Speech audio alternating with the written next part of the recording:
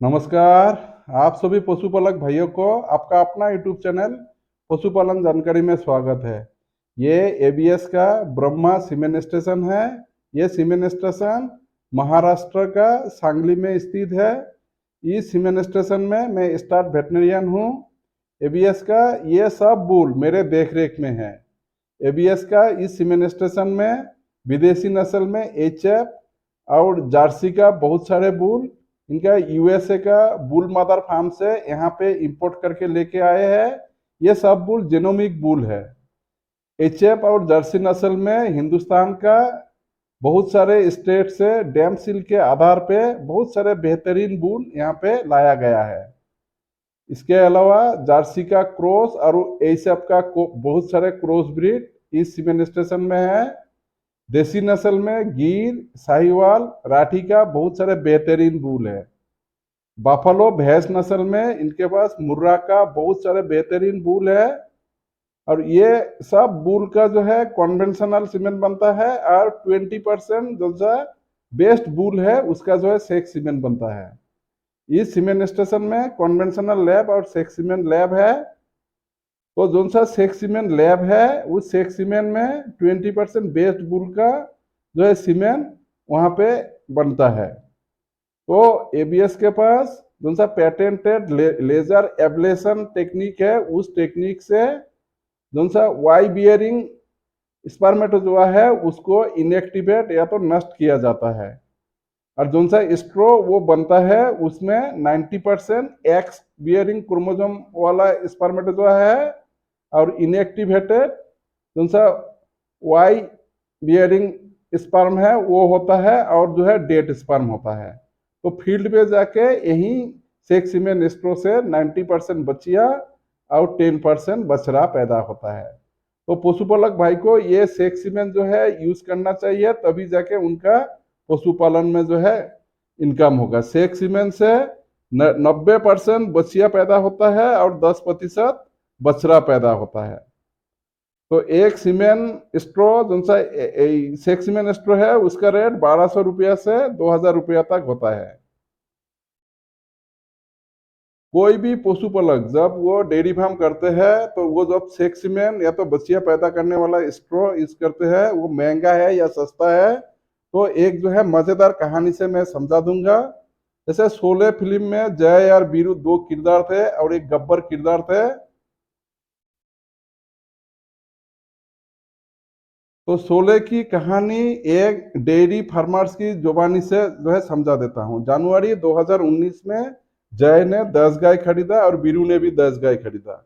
जय ने गब्बर बुल का कन्वेंशनल सीमेंट स्ट्रो जिसका रेट 200 रुपया है, तो वो जो है 10 गाय को कन्वेंशनल सीमेंट से एआई किया और जो है वहां से 50% बचिया और 50% बछड़ा मिला।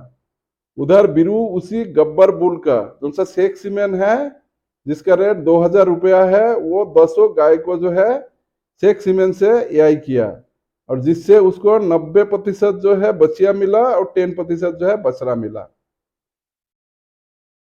तो एक साल के अंत में जय के पास 10 गाय थी और 5 बच्चियां पैदा हुआ और वो 5 बच्चियां पैदा करने के लिए उसने 2000 का जो है कन्वेंशनल स्ट्रो खरीदा है। तो पहले साल में जय के पास 10 गाय और 5 बछिया, कुल 15 पशुधन है। उधर वीरू के पास 10 गाय था, उसने 20,000 रुपया से 10 सेक्स सीमेंट स्ट्रो लगाया और उससे उसको जो है 9 बछिया मिला। तो पहले साल में ही वीरू को 10 गाय और 9 बछिया, कुल 19 जो है पशुधन है।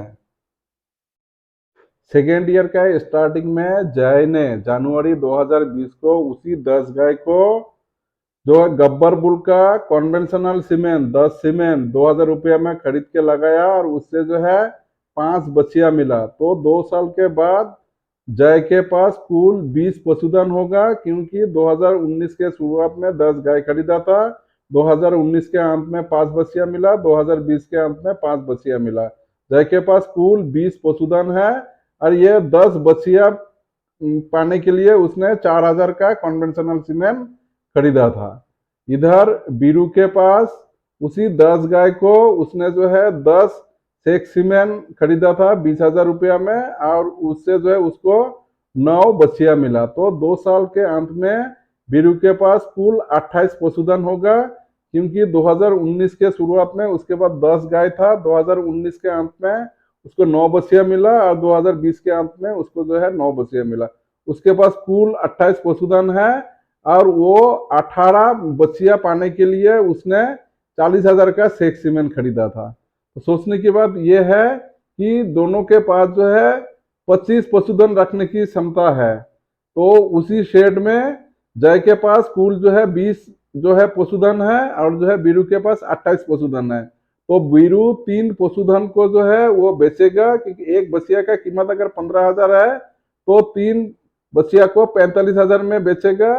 और उसने जो है 40,000 का शेख सीमेंट स्ट्रॉ खरीदा था, फिर भी उसको जो है 5,000 रुपया का मुनाफा हुआ, और ऊपर से 5 ज्यादा बछिया उसके पास है। तो ये निष्कर्ष निकलता है कि जो सा कन्वेंशनल नॉर्मल से सीमेंट है वो ज्यादा समय लेता है, और जो है कम बछिया मिलता है, और सीमेंट का खर्च भी वापस नहीं हुआ जय को। उधर बीरू जो शेख सीमेंट यूज किया था वो कम समय में ज्यादा बछिया मिला, और सीमेंट का खर्चा वापस होने के अलावा उसको 5,000 रुपया मुनाफा हुआ, और जो है 5 बछिया ज्यादा मिला। तो पशुपालक भाई को ये जो सा कहानी है इससे मैं शायद समझा पाया हूँ, और ये पशुपालक भाई मेरे बातों से सहमत होगा कि जो सा ये शेख सीमेंट है ये महंगा नहीं है।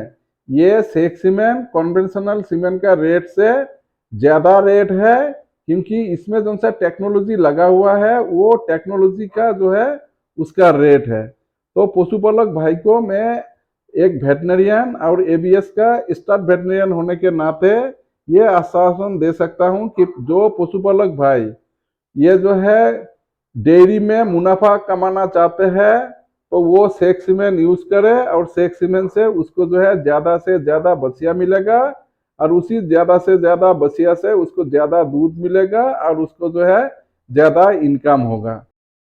अंत में पशुपालक भाई से यही कहना है कि ये जो सा एबीएस का शेख सीमेंट का टेक्नोलॉजी है इसका भरपूर इस्तेमाल करें, अपना पशु में एबीएस का शेख सीमेंट ज़्यादा से ज़्यादा लगाए, और उससे आप ज़्यादा से ज़्यादा बछिया प्राप्त करें। उस बछिया से आप ज़्यादा से ज़्यादा दूध मिलेगा, और जो है बहुत सारे बछिया को आप जो है ज़्यादा रेट में बेच भी सकते हैं। तो इससे आपका जो है जौन सा फैमिली का इनकम है वो बढ़ोतरी होगा, और उससे आपका जिंदगी भी खुशहाल होगा। तो पशुपालक भाई से यही हमारा गुजारिश है। धन्यवाद।